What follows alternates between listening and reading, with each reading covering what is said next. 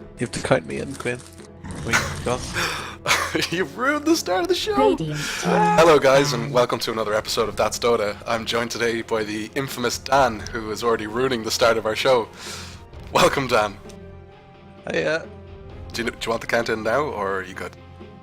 well, I think I'll kind of take it as given. 10 seconds to go. So we're just going to be watching the guys in the Sekrit Forum as they play up against a random team in Captain's 5 mode. We can already see the seconds. first ban coming out is that OD, who is just such a lane destroyer Dire in the mid. team ban.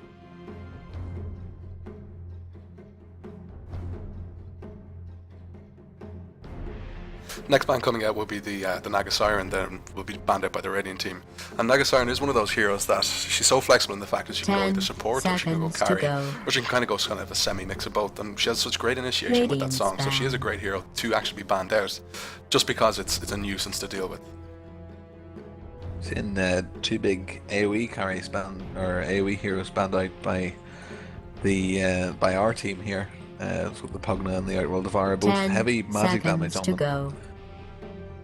So they could be considering something that they don't really 5 easily counter with this, seconds. especially the fact is that Pugna, he has his Decrepify, he has his Lifesteal, and he has such good Reserve potential to push time. towers early in game. So if you stick him in mid, if he does okay in it, he has his Nether Blast, he has his wards, he can take that tower early and he can go make kills happen.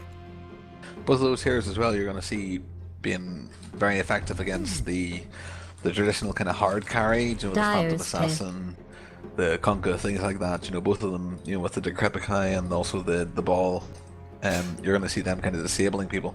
So, oh, we've got the Zeus ban as well.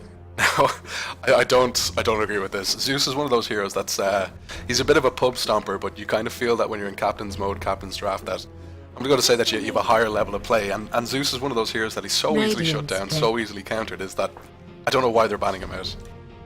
Yeah, as a ban, it's interesting. I mean, we've seen the pick from them with the Radiant's pick. Darkseer, which is kind of goes against the skill level that kind of led me to believe. I mean, Zeus ban is really kind of a more low-level play, really. I mean, you never really see Zeus in the pro games, with good reason, to be honest. He's just not that reliable, and his ult really does fall off in the late game. Like, it's so much fun to use it in games where you're getting kills. You feel like a god, pardon the pun. But it's 10 something that doesn't seconds to really go. work late into the game. 5 So we seconds. see Yeah, the I mean, first I pick think- up. Oh, sorry, go on ahead. I think it'd be fair to say that I don't think the other team was really sort of counting on that Reserve Zeus time. pick. Against... Oh, we've got the Warlock, so... Is Dire's he going to be a pick. trial lane? I mean, you've got the Darkseer, he's going to be a very, very strong solo laner. Yeah, definitely. I mean, you see that it's possibly might be considered. Like, Crystal Maiden first pickup is so uncertain because she can go in a tri lane, but she can also go in a dual lane and work perfectly. So we might be seeing tri lane against tri lane, but we don't know yet. With that Darkseer coming out, it's definitely going to be a tri lane or a jungler coming out for the Radiant. But it's definitely going to see a solo 10 lane on that Darkseer. He does need seconds to go. He just excels so well in the off lane. 5 seconds. Yeah, I mean, the Crystal Maiden is a strong pick, and, you know, we've seen it so many times, both in these Reserve games that time. we as a channel have been casting, and also the pro games, because it really doesn't give you any kind of inclination as to what the team's going to go for their next 4 picks. And Crystal Maiden is fantastic in the trial lane, as you said, but, you know, she can really hold her own in the dual lane as well. Oh, and there's the Rubik straight away. Dire's ban. Yeah, when you pick up a hero like a Warlock, Rubik is going to come out. So we enter now into the second banning phase. So this is where we kind of see the heroes that they really don't want to go against, the kind of the carries or the key supports. So I kind of feel is that the Dire they're going to go out trying to get 10 a hero that they feel will seconds really to go go. well with that Warlock. As we've seen, John has played 5 before. He's very seconds. famous for his Spectre, and it is a hero that does really synergize well with Warlock. Reserve Yeah, I mean, time. we haven't seen the John pick yet, and we all know, as we've discussed in the previous games, John, or the J-Meister, as his name is in the game, he will be playing the one position carry, there's no doubt. So it's going to be very interesting to see what he comes out with for this team. Yeah, definitely. He is quite flexible. He's getting more Radiant's flexible in his ban. supports, in his carry role, and he is very comfortable on that Chen. Dire I've team played with him a ban. number of games when he's on that Chen, and he does a great job. He gets his farm up quick, and then he becomes very relevant for the entire game. But I do feel, based on the heroes that are coming out at the moment, is that it is going to be a carry for the J-Meister. We do see the Luna banned out, and Luna is becoming a lot more 10 popular in games, just seconds because to the fact go. is that she has such early to mid-game potential. And she can transition 5 so well into the late game, seconds. is that she's such a scary... She's kind of one of these juggernaut heroes that she's so scary to go against in the mid game because she can lock down kills, Radiant and team when she gets level ban. 6, the lane is so hard to go against. The thing with Luna as well is that she just completely annihilates those early game supports, you know, against the likes of against the Crystal Maiden and the Rubik, you know, 10 such low seconds to HP. go. I mean, by the time that she actually does the nuke on them, that's most of their health gone. 5 And it still only takes a few seconds. right clicks, especially when she's actually got a faster movement speed than them, which she almost always will. Especially when you're on a Crystal Maiden, Reserve who... time. She goes about the speed of a glacier. Yeah. We do see the Magnus ban out, so obviously they don't want... they have the Rubik there, they have the spell that they want to steal, they don't have to have too much synergy going together, that the Warlock has someone to set up his golem to do the maximum amount of damage. So I think it's a valid ban that they did get rid of that Magnus. And then we see the Silencer was banned out for the Radiant, and Silencer is a valid pick Radiant's because I played Warlock a couple of times myself, and he's not going to right click to you to death. It's all about the skills, and if he can't cast, by the time you initiate with that silence and he hasn't dropped the golem, the fight's lost. I think it's interesting picking the Rubik so early on because on one side you're kind of saying to them, right, well, don't pick any really huge spells because I'm just going to be able to steal them. But at the same time, you know, it's kind of hamstringing them because they're going to be constantly Dyer's thinking for pick. the remainder of their heroes, oh, I don't want to pick any of the huge spells because Rubik's just going to steal them. And plus, the second they picked that, I kind of feel that if they wanted to play that Warlock, a fourth pickup would have been more valid, because that would have forced the Dire to get out a different support or get out heroes they didn't want to show earlier on. But when they played that Warlock, they just showed their hand. They're going, here's this hero with a big skill that can make such a difference. Steal it, why don't you? And the Rubik came out, and we see a Juggernaut come out. And this is great. This is great play. Radiant. That's a try lane right there, and that's a kill lane. I've seen this lane quite recently. In fact, I think the game we attempted to cast last night, it was these three heroes going up against a tri lane, and they dominated. They were just unstoppable.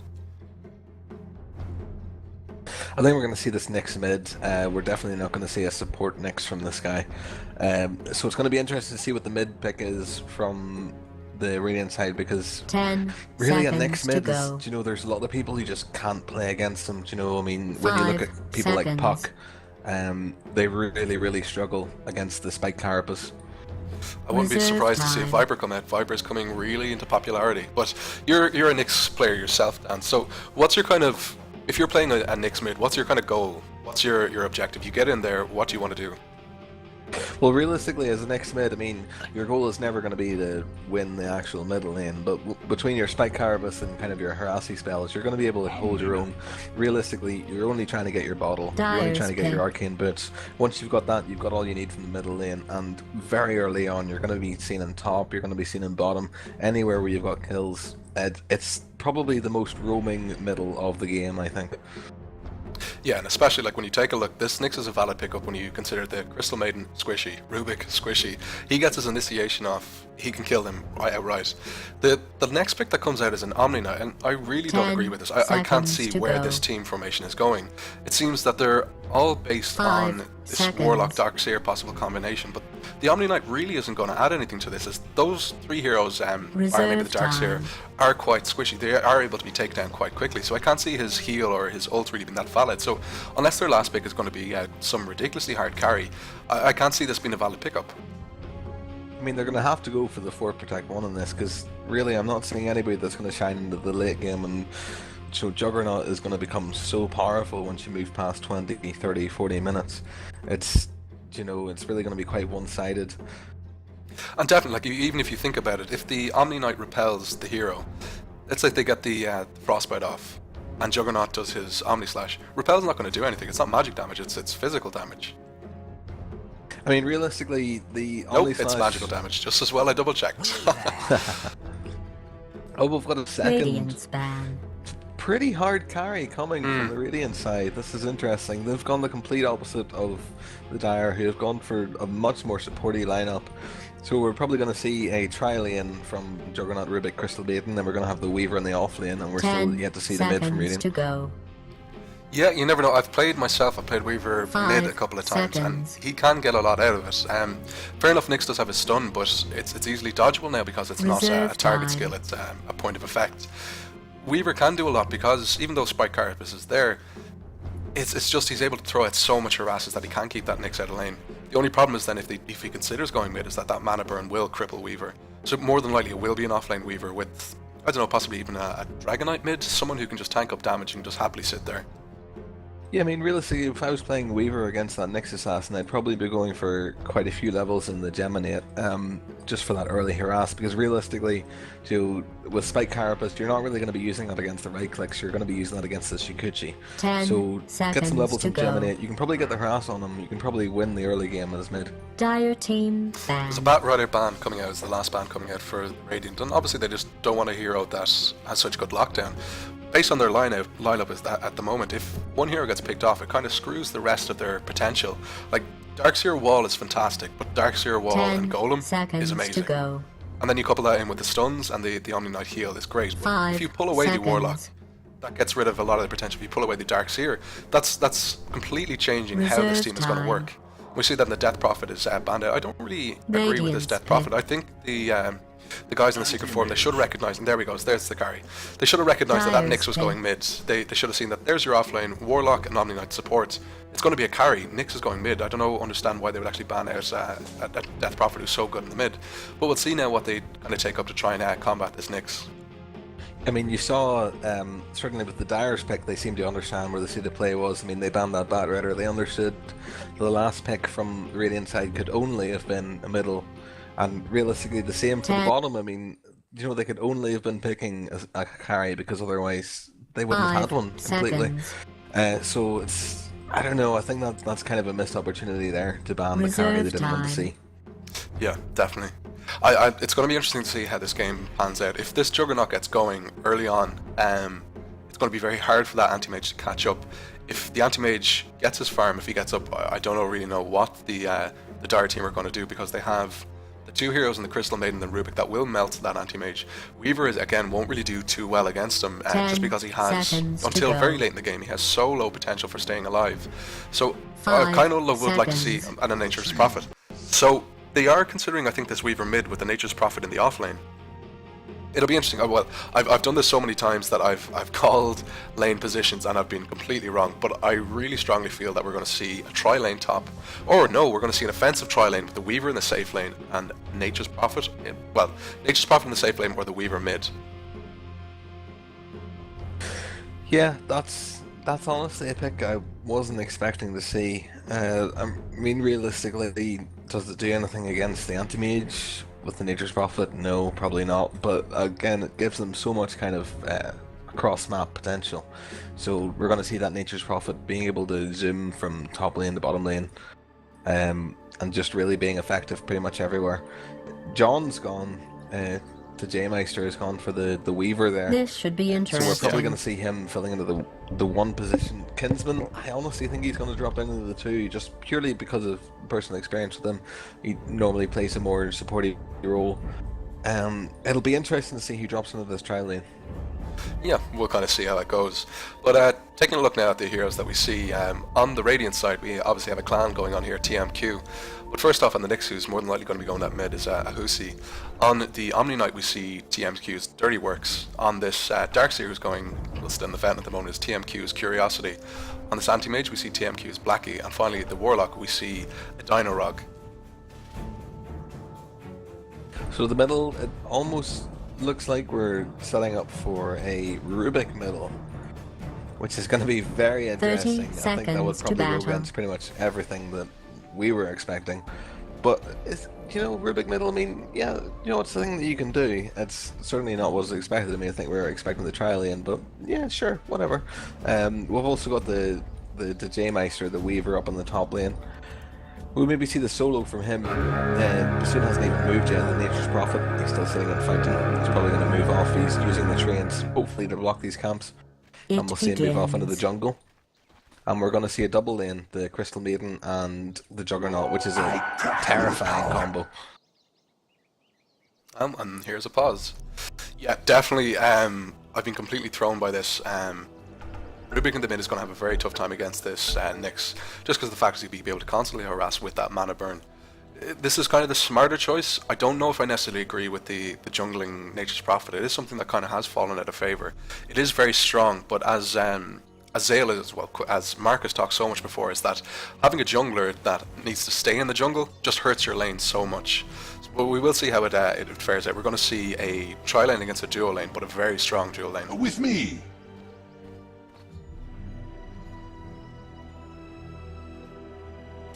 So we're seeing right at the very start, Nyx in the middle has got the rune there. He's double damage rune, which is, it's not going to do much, but it's certainly going to mean that he's not going to miss any last hits.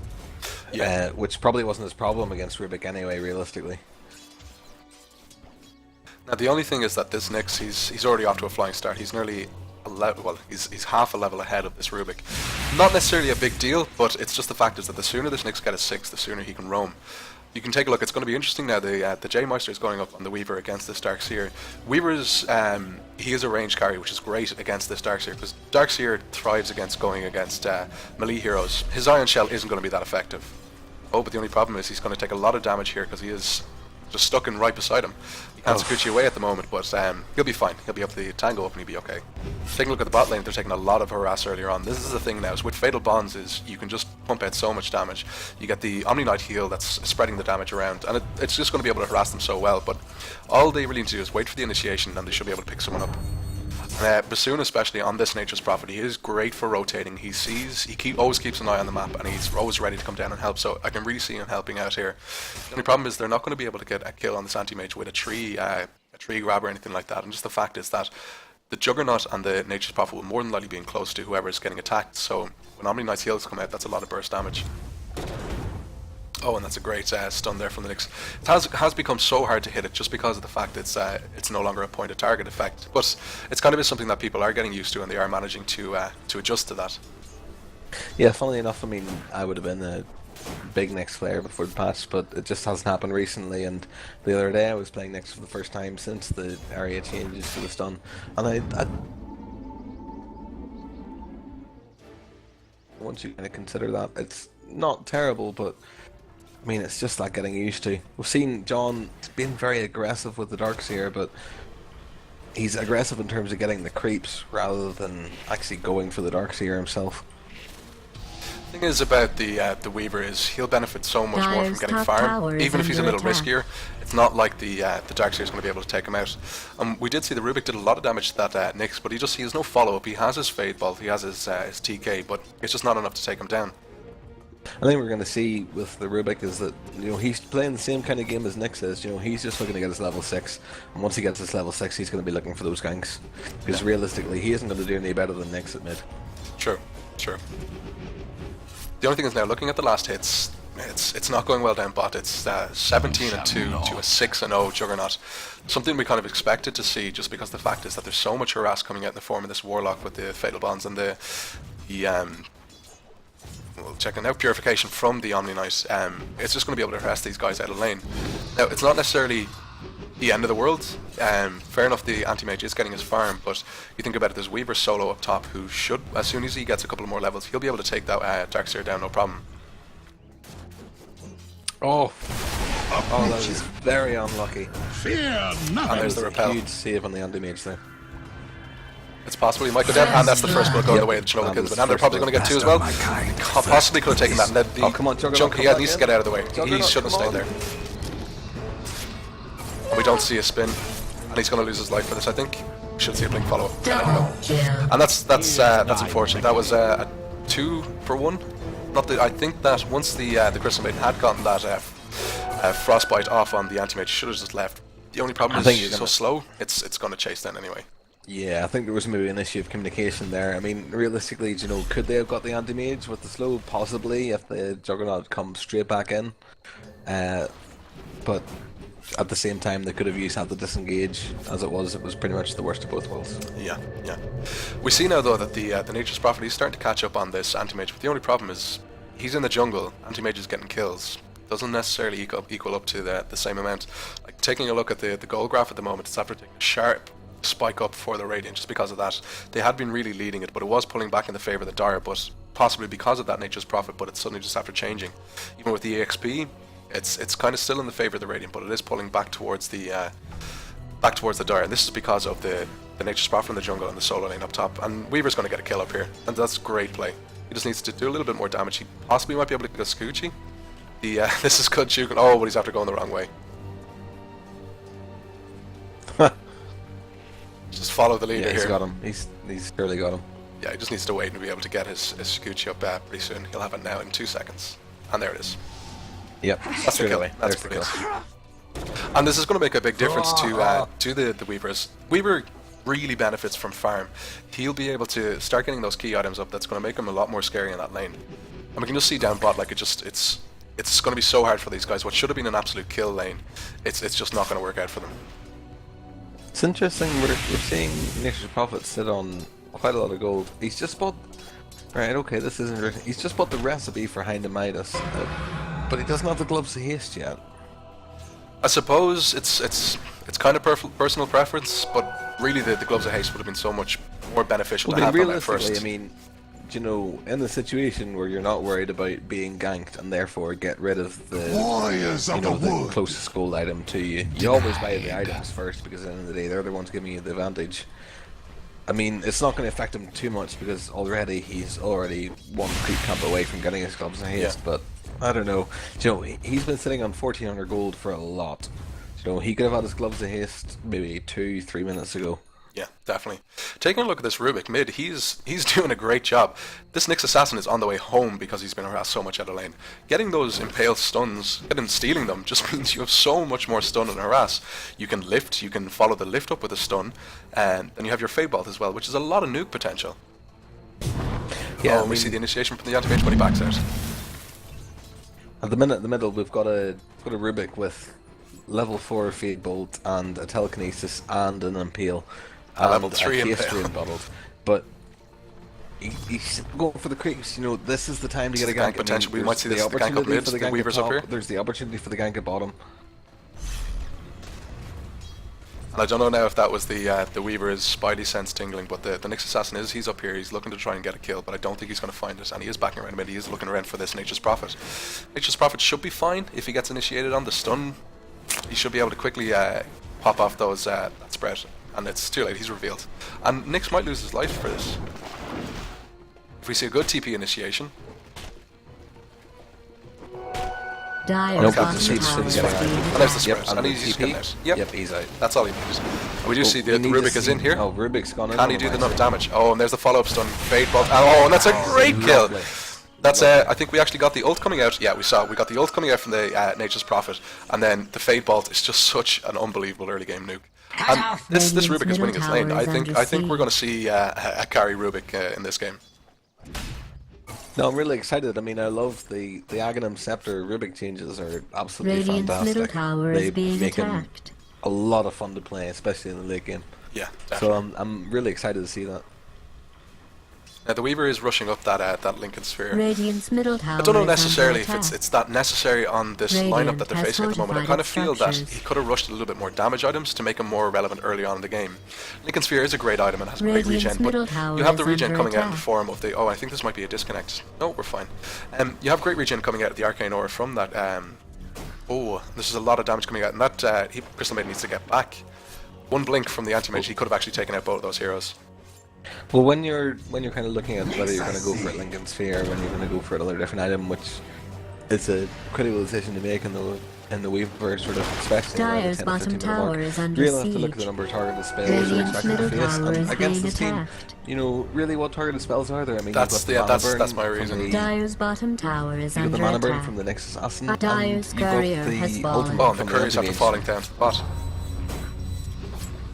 Dire's bottom tower is under siege. Yeah, definitely. Like that's my reasoning. Like you have the Nyx spell that all he has is mana burn that's really targeted. He's Dire's not going to be able to do bottom anything with tower the has Impale. That's been not going to destroyed. proc the actual Lincoln Sphere. All you really have is the Fatal Bonds, the Shadow Word, and that's about it. You got the Anti-Mage ultimate as well. Again, it's not really, you know, it's not really Lincoln's potential, I don't think. Yeah, I've never thought of the Anti-Mage ult as a kind of a game-changing ult. It's nice to have. It's a nice way if you feel like you're not going to get that auto attack off, and you just use it and you secure the kill. Now this is what we'd like to see out of a Nature's Prophet. He's a level 7, he has his Midas up, and he's, rather than just sitting in the jungle farming, he's being relevant, he's coming around, he's being a nuisance, dropping treants out, pushing lanes. It's what's going to matter, because the Radiant's sooner they push middle these tower towers is down, the under sooner they're going to have siege. control of this map. This anti-mage is now 59 for 2. He's getting pretty far ahead, and they need to really take into account for this. Yeah, they were unlucky not to secure that kill there. I mean, you're seeing. I mean, I don't think we're going to see. We've got anti-mage there. He's got his Battle Fury, so we're going to see Dyer's him start bottom to take tower off is right about being now. attacked. We've got the Nature's Prophet with the Hand of Midas, so again, he's going to start to take off. Realistically, apart from those two heroes, the closest we've got is the Weaver. He hasn't been doing as well. You know, his farm, it has been lacking behind, especially if he's going for Lincolns, which realistically isn't actually going to aid him that much. That's the real problem as far as I can see. But at the same time, look, he's going for the kills. He's really harassing our darks here, and he's not really in any trouble himself. Yeah, this is the beauty about Weaver, is you run past the tower and you're low health, he's going to chase you. There's nothing to stop him. He's going to chase you in, and he's going to time lapse back out, get the kill, no problem.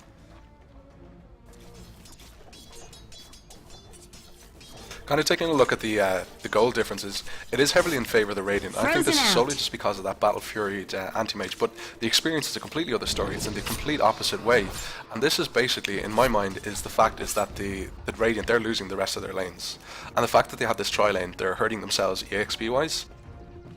The only problem is, will this be relevant enough? We do see that the Nature's Prophet does seem to be rushing up that Orchid, which is a great actual pickup for that anti-mage. Anti-mage excels in the fact is that he's, to quote the Weaver here, he's a boom and zoom kind of hero. He gets in, does his damage, and he gets out. Yeah, that's going to be the key. I mean, if they can silence that anti-mage, he's not really going to be able to do anything. You know what I mean? He's a significant source of just DPS on himself, but realistically, if you can pin him down, he's going to go down fairly quickly. He's a very fragile hero. Illusion. Definitely, yeah. Now, this is the problem with Nyx's in my mind, is that it's 12 minutes in, he's level 8. He hasn't got off a single Vendetta gank. He went in there looking for the Nature's Prophet, but they must have got the memo, because they left the lane and they're pushing the tower. And the tower's going to go down. We're going to see the sun coming out, but it misses one. We're going to see a lot of damage coming out here. Oh, Nature's Prophet needs to get out of there. That Larendor is going to go down on the...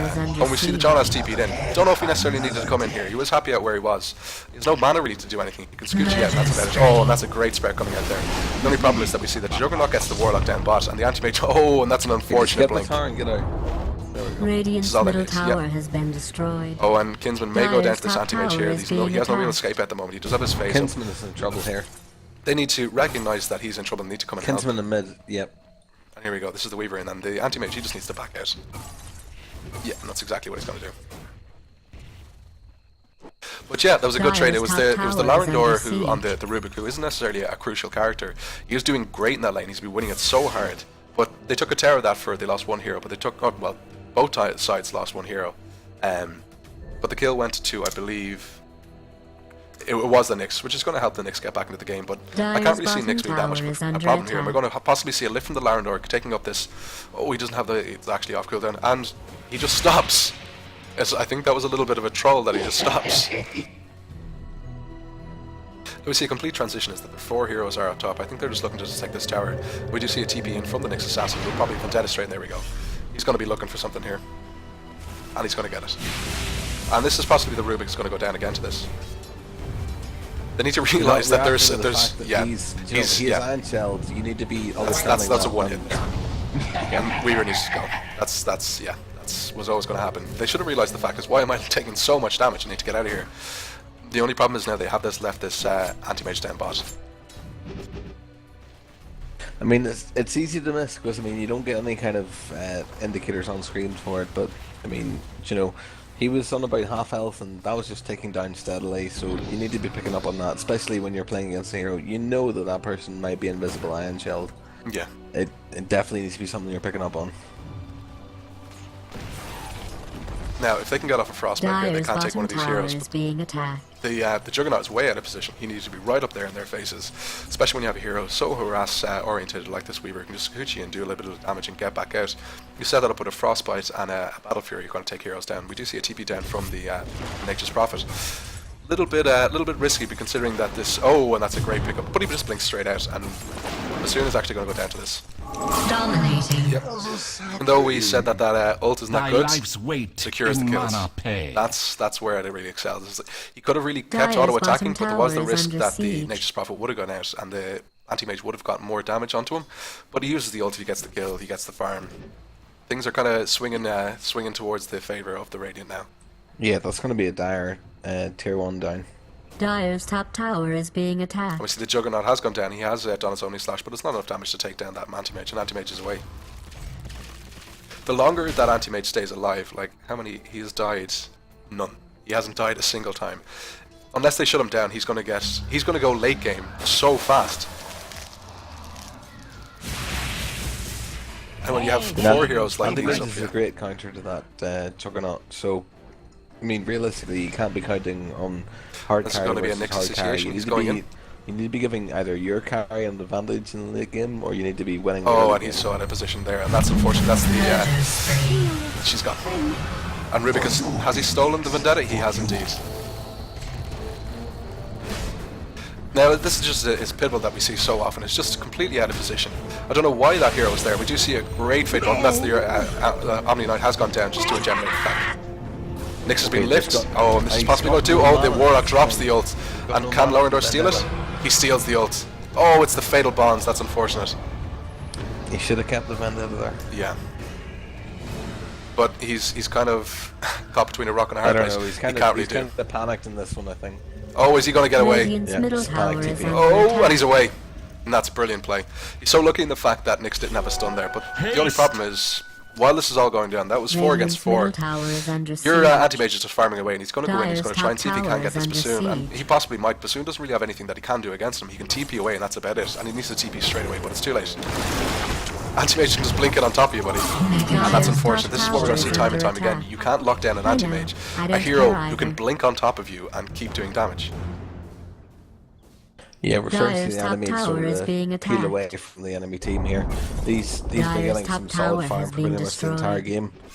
And realistically, the Juggernaut has unfortunately, he's really fallen behind. He hasn't really been competing in terms of last hits. And we need that Juggernaut to be online as a Dire's hard middle carry. tower is He needs under to be siege. the person who's competing with the Anti-Mage. Maybe not now, but at 30 minutes time, there needs to be somebody to stand against him, and it's only going to be that Juggernaut, realistically. Yeah, like taking a look is that the Juggernaut is actually being outlasted by the Rubicus mid. Fair enough. I kind of think it was too hard for this Juggernaut in that lane. Like they wanted to be getting kills early, but they just couldn't when they had so much shutdown potential from the other 2 heroes in lane. From the Omni Knight, who can just keep heroes alive. From the Warlock, who can just keep heroes alive, and that Fatal Bonds is just so much harass for a hero that doesn't have that much health in the early game.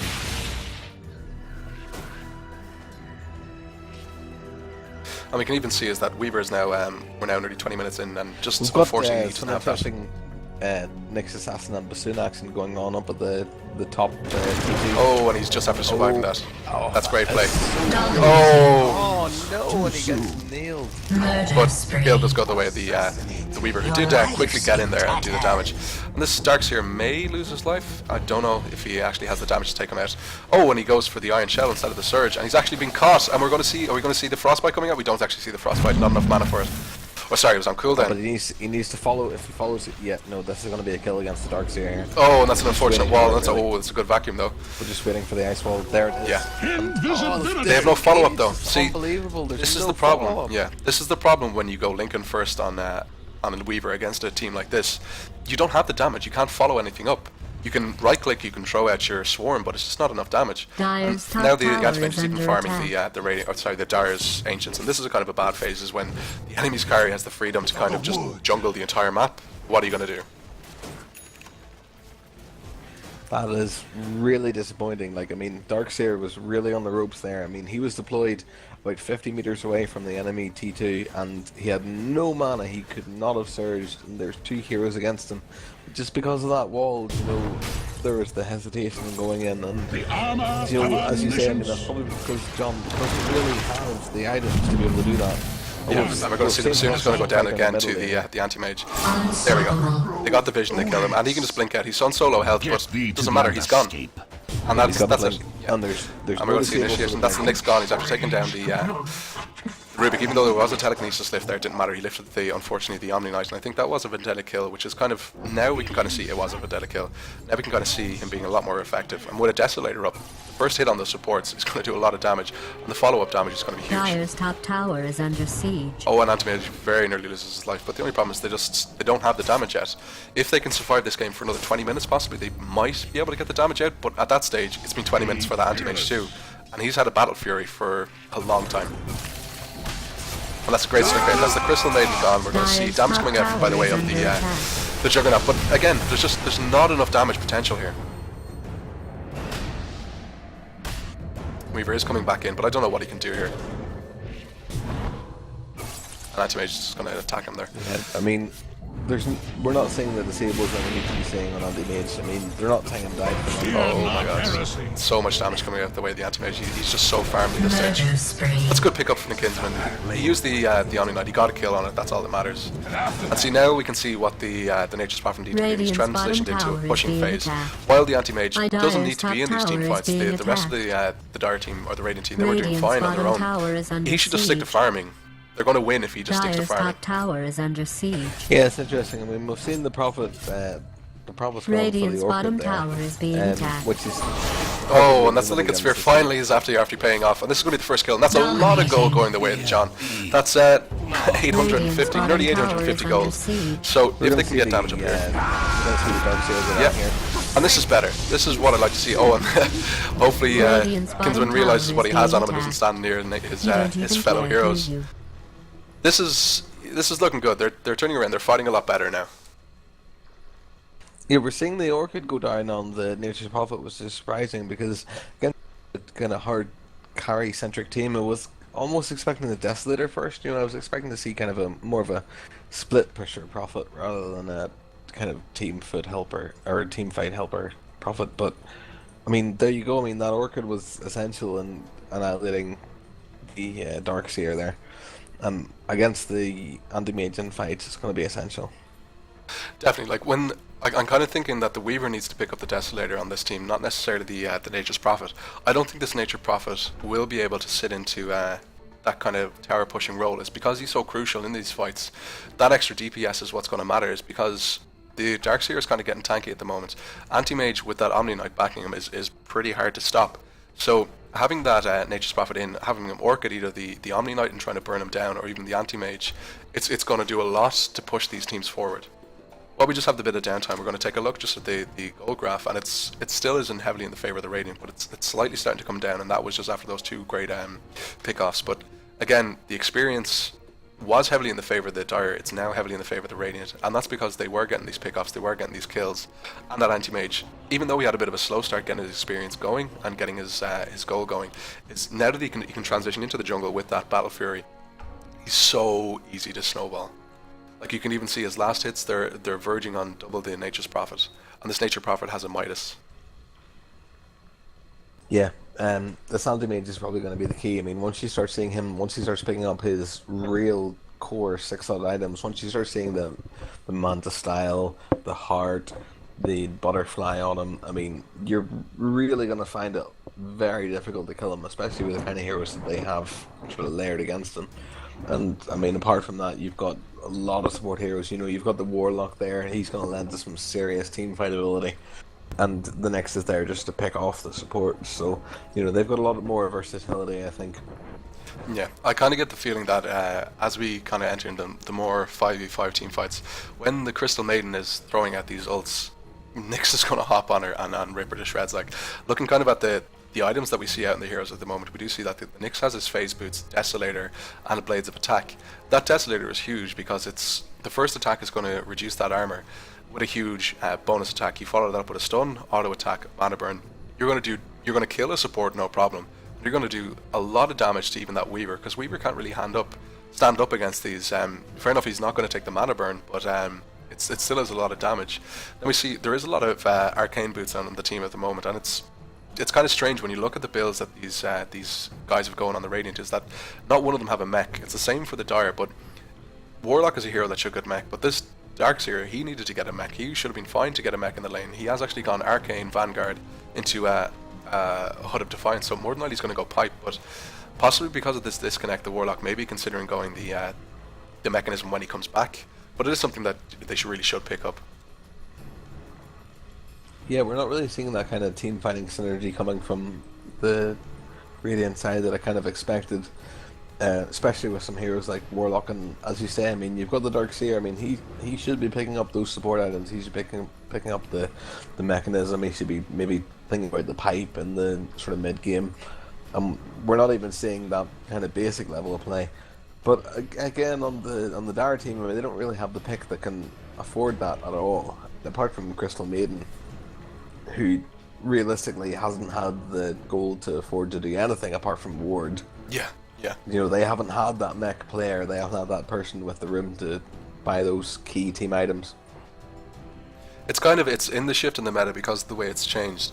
I wouldn't be surprised to see a Nature's Prophet to start to build the mechs. Like, we've seen heroes like Viper who go mid. Like, basically, like myself and Mark have been discussing about this quite a lot, is that carries seem to be building kind of in the pro scene, is that carries are starting to build mechs because they get the gold so much quicker, and the fact is that they're getting it quicker, the item becomes more invaluable than, let's say, you get it 20 minutes in on a support who's not getting farm, who's not getting gold. When you get it 20 minutes in, it's nice to have, it's a nice aura, it's a nice little heal. But if you think about it, if you have 1,500 health and you get a heal versus you have 600 or 700 health, it's far more beneficial when you're early on in the game. It means you can secure ganks, you can secure kills far easier than, let's say, later on in the game when it's kind of a little bit of a sustain. Yeah, definitely. I mean, I think it's crazy. Like 20 minutes in, not only are we not seeing anybody building towards those key items, we're not, you know, there's nobody even with kind of an inclination to do it. There's some interesting pausing we're seeing here. I mean, yeah, it's not too often you see that the enemy team, well, in case the person who's disconnected, it's not too often you see their team unpausing. You think they'd want to wait, but I think Anti-Mage's confidence he's kind of saying is, I don't need that 5th hero, let's do this. I think he's kind of looking and counting down to 39 seconds until he's actually back in the game and can do things, which would probably be a typical Anti-Mage contribution to Captain's Mode.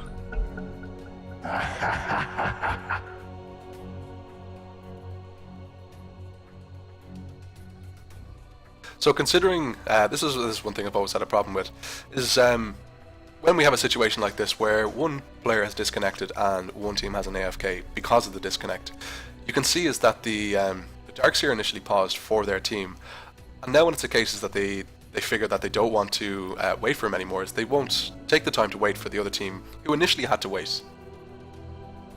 Yeah, I mean, I think you start to run the classic kind of things that you get in pub games. I mean, that's kind of what people move into Captain's Mode to avoid, isn't it? Realistically, in this situation, we apparently have one person on the Radiance who isn't coming back versus one person on the Dire who definitely will be coming back. Yeah. Oh, and the convenience is that the Juggernaut comes back, they unpause, and the Warlock, he decides to deign us with his presence. Yeah, well, that works. Now, this is what I like to see. I've played Warlock myself a good few times, and I've played with players who play Warlock. And Upheaval is one of those spells that, myself personally, I don't skill it. I don't like using it. I don't think it's that effective. It is great for stopping from getting away, but I kind of feel is that getting the Fatal Bonds up, the Shadow Word, and the Chaotic Offering up quicker is far more beneficial than a slow, especially a channeled slow. And when you get the stats up on the Warlock, especially if you go kind of a more standard build, whenever you get up those, if you get up, which I think he's actually going for, if you get up the drums, he becomes quite tanky later on. Fair enough, he doesn't have the armor, but if you have a hero who's going to be getting up something like an AC, he's pretty hard to take up. I've actually played him in games where I've had more health than the carry, and it's not due to going for heavy items that favor giving you those stats. It's just that he just develops so much HP from his stat game. And we're going to see initiation up top with the Nixie is thinking about going. The only problem is they don't know he's behind. And look at that. 2 hits from that Nixie instead. And we do see a great initiation there with the vacuum into the wall. That's 2 heroes gone down. And then, you know, this is what's going to happen. We do see the fact is that they have, they've got this potential to do team fight and to turn those fights. And this is what we're going to see, I think, more and more now. Yeah, I mean, realistically, with the Warlock, I mean, what you need to be thinking about is once you drop the Upheaval, Fatal Bonds, you've dropped your ultimate. realistically, you're not a right-click hero. What you need to be doing is tying everybody down into this area of death that you've created around yourself, which is what the slow comes into. So, as a kind of last Dire's thing to do, middle it's tower is fantastic. under I mean, you attack. shouldn't be right-heading people. If that's something you cared about. What you should be doing is Dire's kind middle of tower making sure has that people been are staying in that destroyed. area. What we're And kind of it's seeing Captain here... Bassoon is gone, unfortunately. Middle. Can he TP out? Oh, Yes, that's the he's- ultimate. And he he's manages to okay, get he's away. And Juggernaut is coming in, but they're chasing this Crystal Maiden, but they're not going to be able to do anything here. And that's good. They got away. They didn't lose anyone there. But the only problem is they Dire's probably will middle lose this tower is being tier 2 tower mid. And Radiant's top. bottom tower This is the is problem now. Dire's Is that top tower has the fallen. Warlock and the Anti-Mage they're happy to Dire's push on their middle own, tower and is under they more than likely will take Radiant's this area bottom just for their tower own has steam. fallen.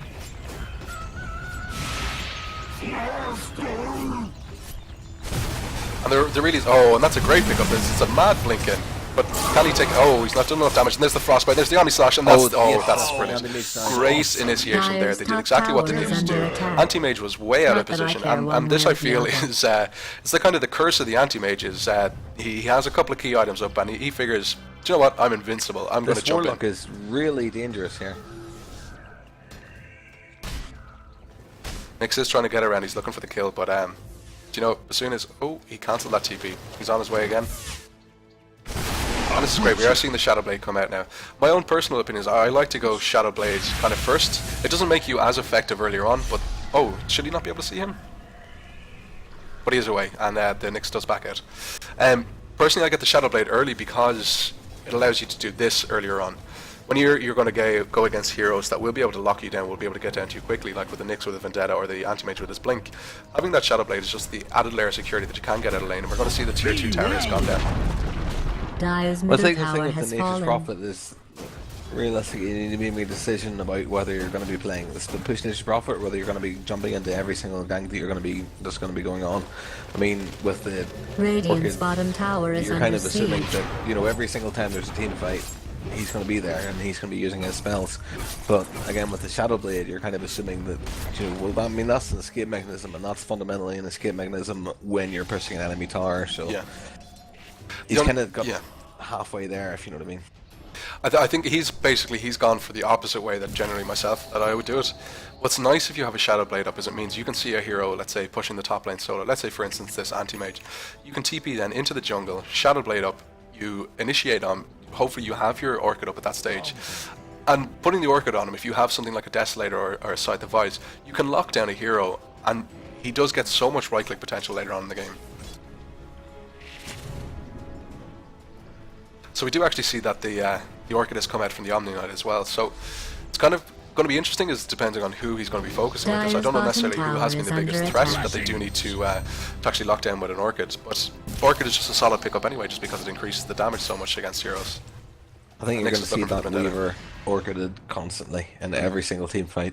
I think that's what they're going for with this, because I mean he's the real threat. And we're going to see a pickup with the possibly on this silence. Juggernaut. Oh, and just look at that damage. And he's going to mana burn him, and that's a And dead there's the Juggernaut. Orchid. Yep, it doesn't even need it Thank the actually. omniscience for forgiveness. Don't know now if necessarily if that Omni Knight did need the heal there, but again, I've said this time and time again, is that in my mind there's no such thing as a kill steal, there's a kill secure, and he just secured the kill. Omni Knight could have done his Battle Fury. I don't know if he necessarily had his Omni Slash, but you know, that's going to keep him alive and it'll stay alive a lot longer. See a Mana Void pick up on the Rubik, which isn't really that effective. Radiant's Oh, structures look at this are Ion Shell. fortified.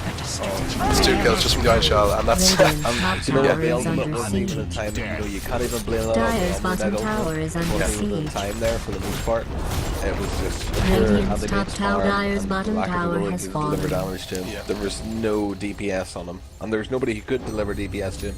When Crystal Maiden and Rubik are trying to target him, I mean, realistically, what are you gonna do? exactly, and especially when it lifted him up in the air, but that just made it easier for him to be in range to use the Iron Shell, and I'm pretty sure that's what did Dire most of has the damage there. fortified its structures.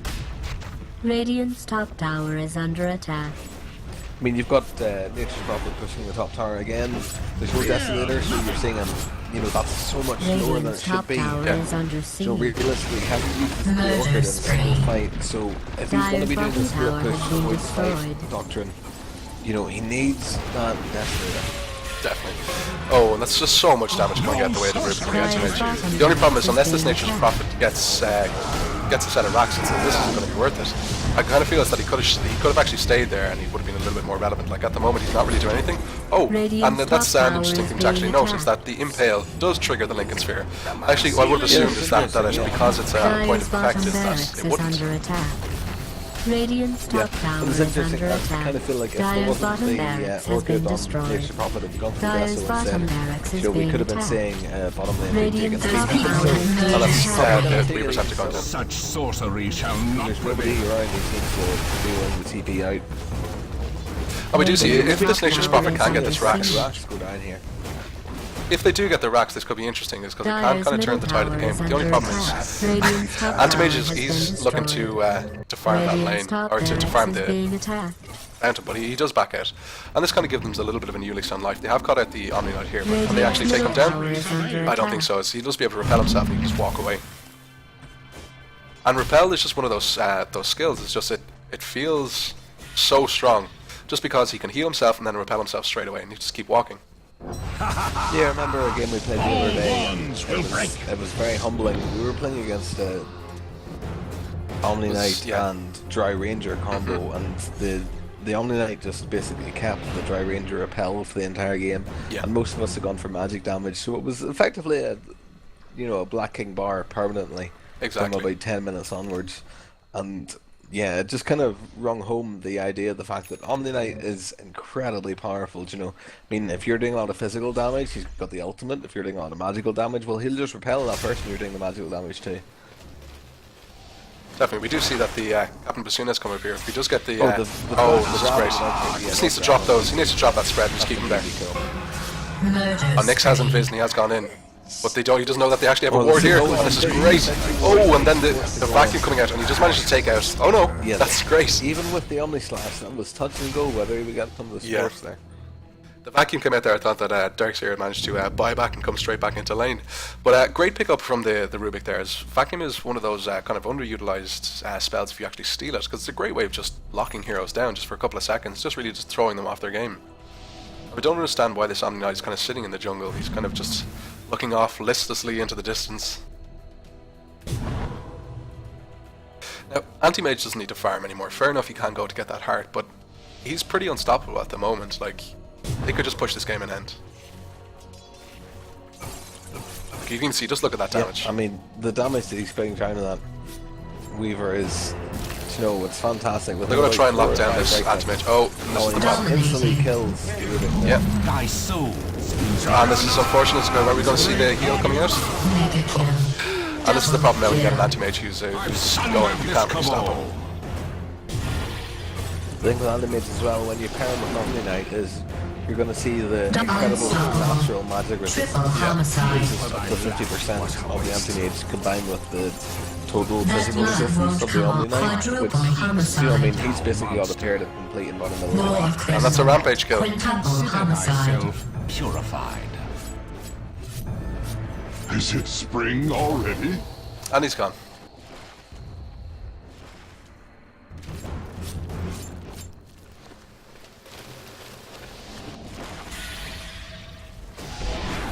And this is going to lock him down. Should they be able to take him out? No.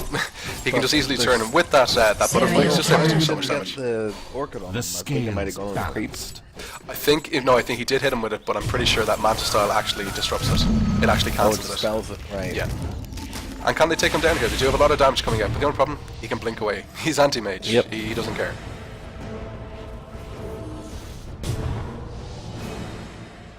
This is the John is closest going battle to go here. for it, but realistically, I mean, he's never going to catch him. No, he should just give up. The problem is we see the Nyx is rotating up here, and this is going to be a kill on this this critical mail, and that's, didn't even have to use any skills. His auto attack is enough to do it. Oh, and a great vendetta lets him to actually escape. Should turn now, just do a little bit of a right click damage. Oh, he's going to do it, and that's the crit on him, and that's going to be the Darkseer coming down. The only problem is these pickups are great, but they have no answer to this anti-mage. Like, looking at the gold graph, it's now gone up to 12,000 ahead in the difference. Experience status, it's at 15,000.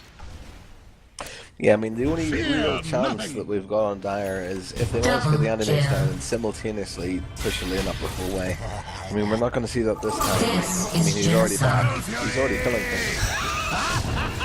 I'm starting to think He's pretty unstoppable at the moment. Of magic. Like, the only problem is that this Weaver is nearly dying just to the cleave alone. Radiant's top barracks is under attack. Dire's middle tower is I don't know being who to lock attacked. down. Radiant's top barracks is being attacked. Oh, and he's diving in. That would be the perfect time to frostbite, but unfortunately, he got away. And again, we're seeing Bassoon on the split push, but you know, he doesn't Radiant's have a top Desolator. barracks There's is not under the speed attack. that's needed in those. You know, he needs to be getting that armor down on the buildings. He needs to, you know, and he's actually built out there completely, even with the trees and what he's doing. I don't know. They did have such a strong pickup. Sorry, it's a strong lineup in the form of the Dire. I think the Nature's Prophet, I'm going to say, I think it was a bad choice. I kind of feel they would have had a stronger safe lane with the Rubik, Crystal Maiden, and Juggernaut. With the Weaver in the offlane and then a strong mid, I think would have done a lot better. Someone with a little bit more carry potential. And that's the Weaver's gone down. There's nothing really they can do to him. And at this stage, with the Omni Knight ult up, you're not going to right-click that hero down. And he is jumping in. And they should pick if they can get the pick up here, this would be great. Unfortunately, the Omni Slash does come out, but is he going to take him down? And they managed to take him down. And that's nearly 1,500 gold going the way of the signifies the issue that they've been having. I mean, Andy Mage has gone 19 for 3. He's level 25, whereas the hardest level on their team is level 19. Dire's middle tower is under siege. Yeah. And that's a refreshers. Oh no, it is a refreshers. He rushed the refreshers. Yeah, he rushed the Dire's refreshers middle before tower having has them, fallen. Very strange. Really terrible decision. And kind of implies the fact that even if we've seen some kind of some decent laning, we can maybe see different results here. We're seeing the enemies kind of just chasing Juggernaut. Dire's middle barracks is being attacked. Because realistically, Dire's middle the barracks difference, has been we've seen the destroyed. hard carry Juggernaut versus the hard carry Anti-Mage. Dire's middle The difference barracks is has fallen. Juggernaut run into some serious issues in the early game. Anti-Mage did not. Anti-Mage was just constantly farmed from minute 1 onwards. And at the end of the day, we've got 35 minutes in. Dire's Level middle 16 tower is Juggernaut, being level attacked. 25 Anti-Mage. And we see a very sad Nature's Prophet over here, hidden in the jungle, using his chance to farm. Again, the thing with Dire's middle tower has been destroyed. Dire's middle tower is tip under the steers attack. to the other side, but we didn't see the skip push, which probably was really surprising. He tried the Desolator. I was expecting the Desolator and the setup right Oh away. my god, this is so much damage coming out. Yeah. Dire's middle I tower was is looking under for the siege. Desolator Dire's and middle the Shadow tower Blade has straight been away, and then destroyed. I was expecting to see, you know, him kind of getting down top racks and stuff. While the Dire's enemy team was ancient is elsewhere, being attacked. but we didn't see that. Radiant's top barracks is under attack. And we do see the Warlock going down Dire's to the ancient Weaver. is under attack. Dire's structures have been fortified. Radiant's top barracks Yeah, I kind of is feel being had that attacked. Desolator come up earlier, it Dire's could have ancient been is being a attacked. lot better than the fact that I they mean, could have been pushing these if lanes, that's what but they're Had calling the a Desolator been up on the double shield at the same time Radiant's top as the barracks is Juggernaut, radiant there would be no top victory. racks whenever he was pushing on top racks. I mean, would that have changed the game? I don't know. But I mean, it was certainly made it more interesting because, you know, they didn't really feel any pressure on their base at all. yeah, no, it's surprising to see. I think the tri lane that the Radiant put out there worked so well. Anti-Mage is a hero that only really hits his stride at about this point. He hit his stride about 10 minutes ago, just because he had free farm. Like, just taking a quick look at his last hits, it's 288, followed by 168 by that Nature's Prophet. You wanted to see that same farm coming out on the Weaver in order for him to even keep pace. But it was an interesting game. It was fun to see that they did. The guys on the Dire team, they did try something a little bit different. We did feel that the Radiant team, their pickup was strange, but with the lineup that they did, they had support. They had a great carry in that Anti-Mage, and they executed it really well. They protected him, they got him his farm. That's what won them the game. Yeah, they did really well. Kind of the team build up kind of seemed a bit half-arsed at the start of it, but you know, fair play to them. I mean, they had an idea and they really followed through with it. And at the end of the day, you know, it worked. Definitely. And on that note, I'm going to leave you guys with the fact is that Anti-Mage, he was about to build a rapier. But that's been another episode of That's Dota. I've been joined today by Dan. Dan, thanks so much for coming, and hopefully we'll have you again soon. Thanks, buddy.